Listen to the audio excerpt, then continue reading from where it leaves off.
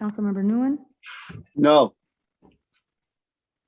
Vice Mayor Manzo, Yes. Mayor Chong. No. Motion carries. Wait, All right. So I'm next sorry, item. I'm sorry, Mayor. And just to read that into the record, that's to adopt ordinance number 2579 entitled, an ordinance of the Mayor and City Council of the City of Westminster adding section 2.04.130 Public Official and Employee Interactions to Chapter 2.04 City Council to Title II Admin and Personnel of the Westminster Municipal Code regarding public official and employee interactions, read by title only, waive further reading. So the vote already. Yeah, we just had to read it into the record. Okay. So 3-2. That's Okay. all. Okay. There you go. Okay. So next item, additional information related to city property land sale transaction from 206 to current. Good evening, Mayor, Vice Mayor, Council. This is a continuation of the item that was presented at the December 8th meeting. At that meeting, Council had requested additional information on 5 of the 28 transactions. So this report was prepared to enhance the previously presented list by providing visual representations of each property and a complete background of the associated sale. The staff report details the 5 items that were requested, but all items were updated and included in the comprehensive report. And going forward, this report will be updated with each transaction so we can keep a comprehensive list of all of the items that all of the land transactions that take place. Staff's available to answer questions if you have specific transactions you want to discuss. All right. Any question from a member of the City Council, please? Yes, I do.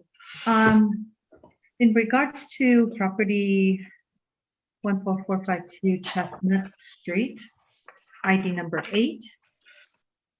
Okay.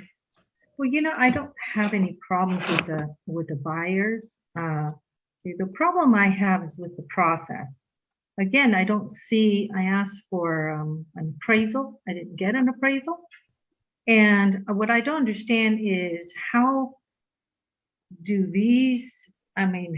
you end up selecting this buyer to sell to when you didn't open it up for RFP, which I don't get.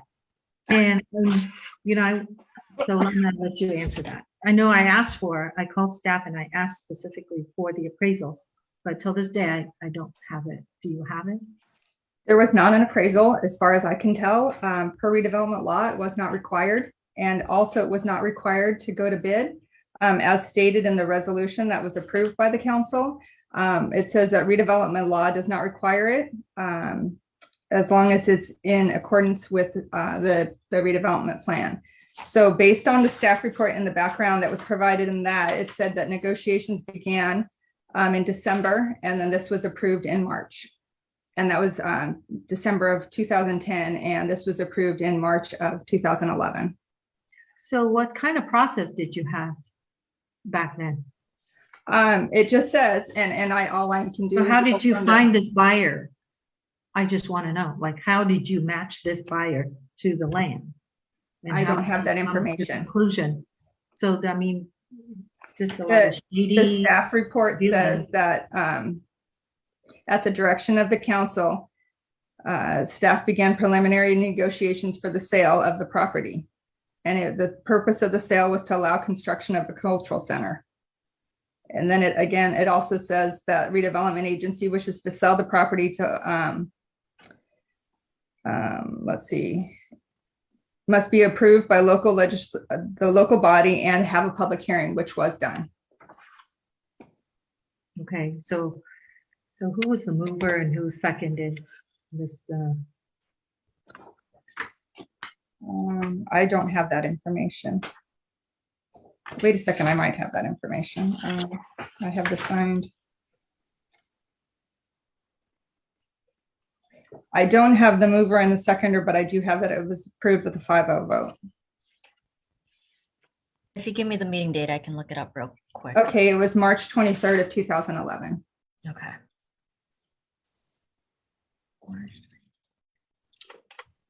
one of the advantages of virtual meetings here.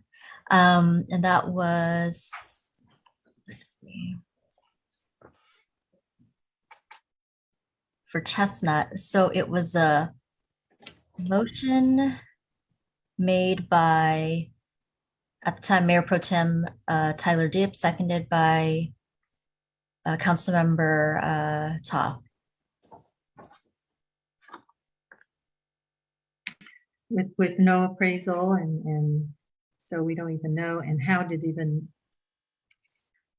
they find this buyer? You know, which makes it really unfair to the rest of the buyers, potential buyers. Unfortunately, everyone that was involved with this, that's listed in the staff report. So, you know, former, at the time, economic development specialist. So it was Chet Simmons at the time. Was it Ray Silver at the time who was a city manager? Don't recall. Mitch Waller. Mitch Waller. So yeah, so the people who are actually actively involved are no longer here. So, and there was no documentation that we could find as far as an appraisal, or how anybody was connected. So. Okay. So is an appraisal required today? And an RFP required today? Are we clear of the protocol? I think maybe Christian could probably shed light on real estate property process, as far as. Or maybe we can like put that on the agenda for next time, if you can like bring it back, because I'm very confused on the protocol. And yeah, we could bring that back. I'm not going to waste time now, but we could move along. Do we have check and balances to regulate the sales of city property? So the way the sale of city property goes, and again, correct me if I'm wrong, Christian, but there are specific laws on how the city sale would be. The property that was in question for Chestnut was so RDA versus successor. So at the time, RDA was a different process on how something was sold, and versus where Aaron said there's no appraisal that's required. When an RDA property then was transferred over to successor agency, then the rules changed at that point, and I don't have what those rules were, but that, but again, either Aaron or Christian can jump in. When it transferred to successor agency, it did not require that either. It required a comparison, but the successor agency doesn't own property anymore. In fact, later in the agenda, we have the last and final. So we don't have any other property under the successor agency. So all property would fall under the city at this point. Yeah, as a general rule, any city property is going to require an appraisal. I'm not aware of this transaction, not involved in it. And it's a redevelopment. It sounds as though there were special rules. It was redevelopment. It was pre-dissolution, yes.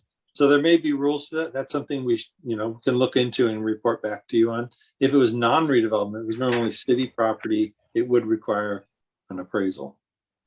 Because you need in the resolution. The main reason for that is you need to know if there's a gift of public funds. So I can't sell a property until I've determined what it's worth, so that way I can make sure that the city's getting value.